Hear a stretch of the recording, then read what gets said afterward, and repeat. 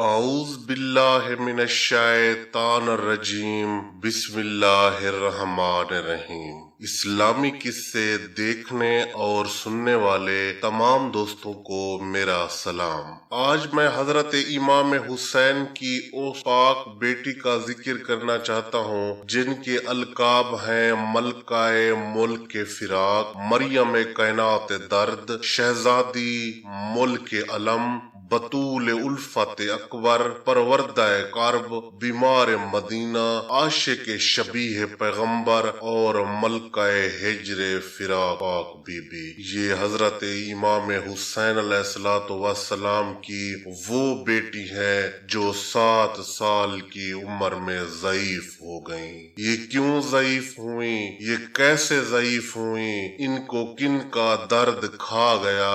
آج یہ ہم تفصیل سے آپ کو بتائیں گے۔ ان کے حالات پیش کرنے سے پہلے میں ایک بار پھر عرض کر دوں کہ بعض علماء علم النساب نے شہنشاہ کربلا حضرت امام حسین کی پاک بیٹیوں کی تعداد 3 لکھی ہے، بعض نے 4 اور بعض نے 5 کا ذکر کیا ہے، اور بعض مورخین نے اس سے بھی زیادہ پاک دختران کا ذکر کیا ہے، مگر حضرت امام حسین علیہ السلام کی پاک دختران کی تعداد 5 ہے، جن میں جناب ام عبداللہ زوجہ جناب حسن مثنی، شہزادہ امیر قاسم کی پاک دلہن، جناب بیمار مدینہ پاک بی بی، جناب معصومہ بی بی اور جناب صغیرہ بی بی۔ اس پاک معظمہ بی بی کے ذکر سے قبل مناسب یہ ہے کہ میں ان کی پاک والدہ کے بارے میں بھی اجمالی طور پر عرض کرتا چلوں۔ مولا امام حسن مجتبی کی شہادت کے 1 سال بعد یعنی 51 ہجری کا ذکر ہے کہ جناب محمد حنفیہ نے قبیلہ تمیمہ میں تشریف لائے جانے کا ارادہ فرمایا۔ جس وقت وہ گھر سے روانہ ہونے لگے تو تاجدار کربلا حضرت امام حسین نے خود انہیں رخصت کیا اور رخصت کرتے وقت فرمایا، اے ابو القاسم، آپ جس وقت قبیلہ تمیمہ میں پہنچے تو طلحہ بن عبداللہ تمیمی کو ہماری طرف سے سلام کہہ دینا اور انہیں ہمارا یہ پیغام بھی دے دینا کہ ہم ان قریب آپ کے گھر سے رسول اکرم کی امانت وصول کرنے آئیں گے۔ ادھر جناب محمد حنفیہ روانہ ہوئے، ادھر طلحہ بن عبداللہ نے خواب دیکھا۔ انہوں نے دیکھا کہ رسول کریم نے ان کے گھر کو زینت بخشی ہوئی ہے، ان کے سامنے اس کے قبیلے کے لوگ موجود ہیں۔ طلحہ بن عبداللہ بنی تمیمہ کا سردار تھا۔ شہنشاہ معظم نے اس کی جانب دیکھتے ہوئے فرمایا، اے طلحہ، ہم نے فتح مکہ کے موقع پر آپ پر کرم نوازی کرتے ہوئے آپ کو اپنی فوج کے ایک دستے کا سالار بنایا تھا اور آپ سے یہ بھی فرمایا تھا کہ آپ کے گھر میں ہماری ایک امانت آنے والی ہے۔ جس وقت میرے لخت جگر حسین آپ سے ہماری وہ امانت طلب فرمائے تو پھر آپ نے دیر نہیں کرنی۔ آج ہمارے اس شہنشاہ بیٹے کے پاک بھائی قاصد بن کر تشریف لا رہے ہیں، آپ نے ہماری وہ امانت ان کے حوالے کر دینی ہے۔ جناب طلحہ بن عبداللہ تمیمی تہجد کے وقت بیدار ہوئے، نماز تہجد سے فارغ ہو کر انہوں نے اپنی پاک دختر کو بیدار کیا اور فرمایا، اے ملکہ شرم و حیا، آج میں تخلیہ میں آپ سے ایک مشورہ لینا چاہتا ہوں۔ پاک بی بی نے سر کو جھکاتے ہوئے عرض کیا، بابا، کیا پاک نبی کے حکم کی تعمیل میں بھی کسی مشورے کی ضرورت ہوتی ہے؟ پھر سر جھکا کر فرمایا، رات ہمیں بھی شہنشاہ کربلا کی پاک والدہ نے سرفراز فرمایا ہے اور انہوں نے ہمیں اپنی بہو بنایا ہے، آپ کو مشورہ کرنے کی کیا ضرورت ہے؟ جناب طلحہ بن عبداللہ تمیمی نے پاک دختر کی بات سن کر فوراً سجدہ شکر ادا کیا۔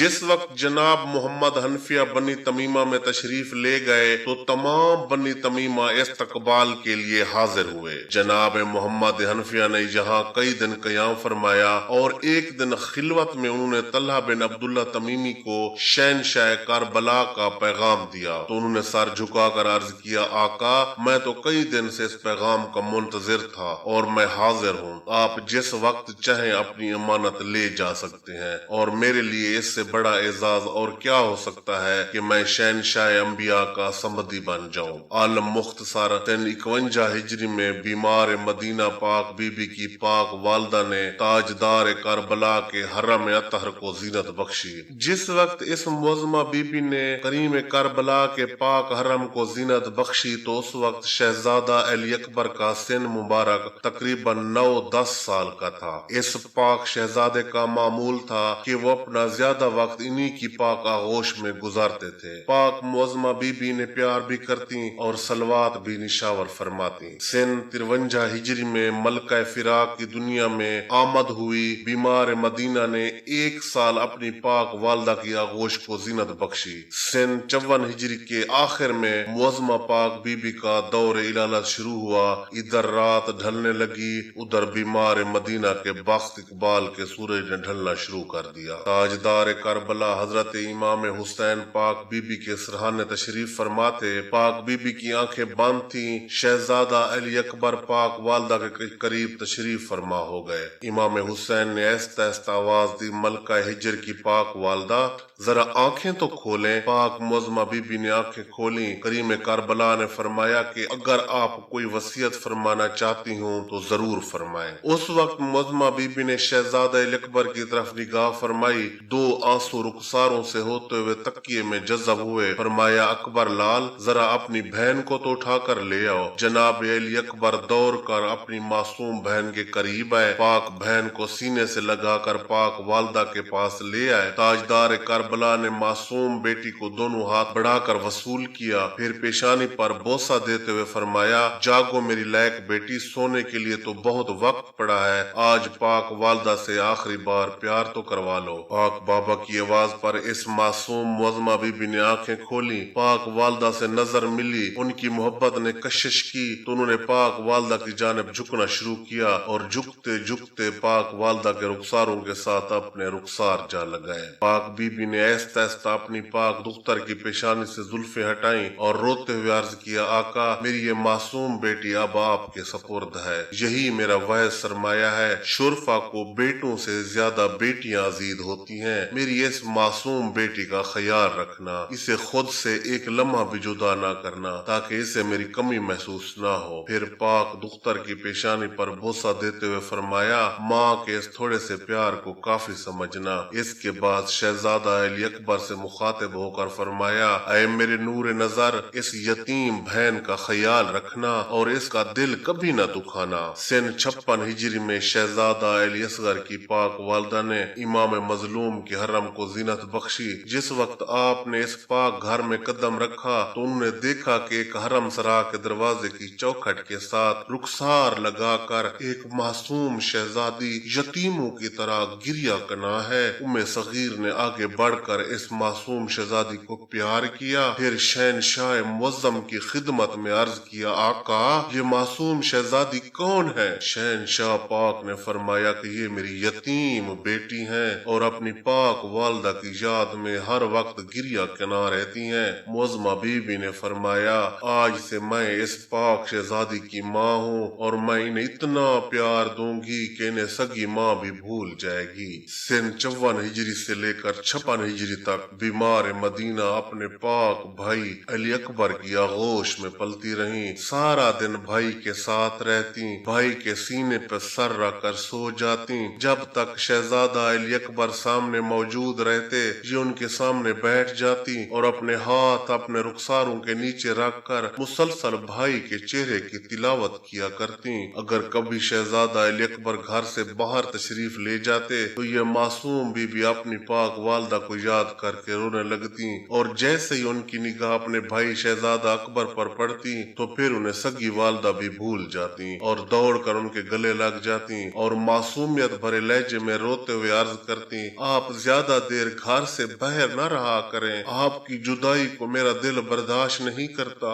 جمعہ کا دن مقرر تھا، اس دن سارا پاک خاندان علی اکبر کی زیارت کے لیے پاک عالیہ بی بی کے گھر جمع ہوتے اور سب مل کر معظمہ عالیہ بی بی کی خدمت اقدس میں عرض کیا کرتے کہ ہم شبیہ پیغمبر کی زیارت کے لیے آئے ہیں۔ اس موقع پر بیمار مدینہ بہت خوش ہوتی اور اپنے پاک بھائی کے چہرے اقدس سے نقاب ہٹا کر تمام اہل خاندان سے مخاطب ہو کر فرماتی کہ آپ سب دعا فرمائیں کہ میرے یہ پاک بھائی نظر بس سے ہمیشہ محفوظ رہیں۔ میری تو زندگی بھی یہ پاک بھائی ہے اور میرا تو وہ سہارا بھی یہی بھائی ہے۔ سن 56 سے سن 60 ہجری تک بیمار مدینہ پاک بی بی نے اپنی سگی پاک پاک والدہ کو یاد نہیں کیا۔ 28 رجب سن 60 ہجری کی رات کو جس وقت شہزادہ علی اصغر کی پاک والدہ شب کی تاریخی میں مولا کریم کربلا کی اوٹ لے کر گھر اطہر سے باہر جانے لگیں تو اس بی بی نے پھر اس وقت اپنی سگی والدہ کو یاد کیا، روتے ہوئے بیان کیا، ہائے میری پیاری ماں۔ پھر روتے روتے فرمایا کہ آج میری سگی پاک والدہ ہوتی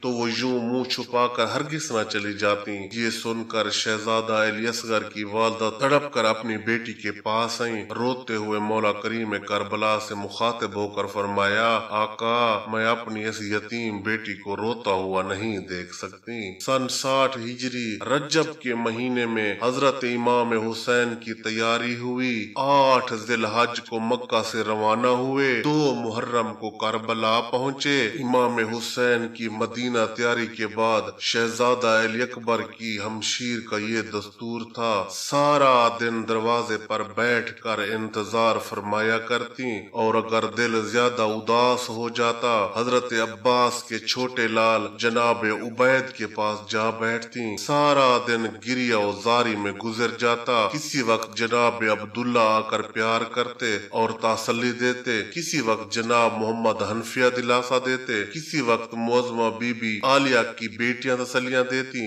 آپ نے یہ تو سنا ہوا ہے کہ 7 سال کی عمر میں ہی اس بی بی کی کمر جھک گئی تھی۔ میں بتانا یہ چاہتا ہوں کہ اس معصوم بی بی کی کمر میں کب خم آیا اور کیسے آیا۔ 7 محرم کی صبح تک آپ کسی حد تک پر امید تھیں کہ شاید کوئی عزیز واپس آ جائے، لیکن جس وقت 7 محرم کے سورج نے طلوع کیا تو بی بی کا دل بہت اداس ہو گیا، کھانا پینا ترک ہو گیا۔ جیسے ان کا بھائی 7 محرم سے پیاسا تھا، ویسے انہوں نے بھی 7 محرم سے کھانا پینا چھوڑ دیا تھا۔ 10ویں کی صبح ہوئی تو شہزادے علی اکبر کی پاک ہمشیر کا دل معمول سے زیادہ اداس ہو گیا۔ یہ روتے ہوئے جناب عبید اللہ بن جناب عباس کے پاس آئیں، مگر دل کو تسلی نہ ملی۔ پھر جناب عبداللہ کے سرہانے آ بیٹھی، انہوں نے پیار تو بہت کیا مگر دل کی اداسی ختم نہ ہوئی۔ چپ کر کے روضہ رسول کی جانب روانہ ہوئی، پاک نانا کی پاک مزار کے قریب آ کھڑی ہو گئی، داستے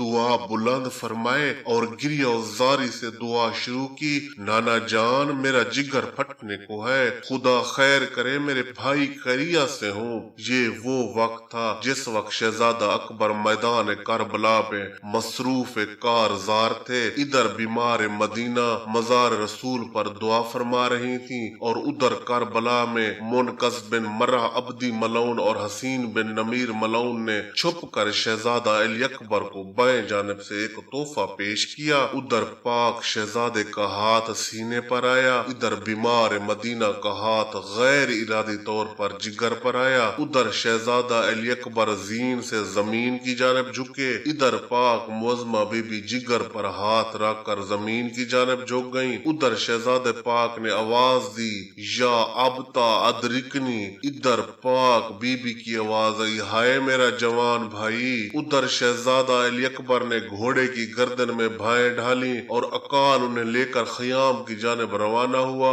ادھر پاک ہمشیر جگر پر ہاتھ رکھ کے مزار اقدس کے مزید قریب ہوئیں۔ ادھر شہزادے علی اکبر نے خیام سے 10 قدم کے فاصلے پر آ کر گھوڑے کی زین چھوڑی اور زمین کو زینت بخشی۔ ادھر پاک بی بی نے مزار رسول پر خود کو گرایا، روتے ہوئے فرمایا، میرا اللہ یہ میرے دل کو کیا ہوتا جا رہا ہے۔ ادھر شہزادہ علی اکبر کے ہونٹوں سے نکلا، ہائے میری بیمار بہن۔ ادھر سے پاک ہمشیر نے بیان کیا، ہائے میرا نوخیز جوان۔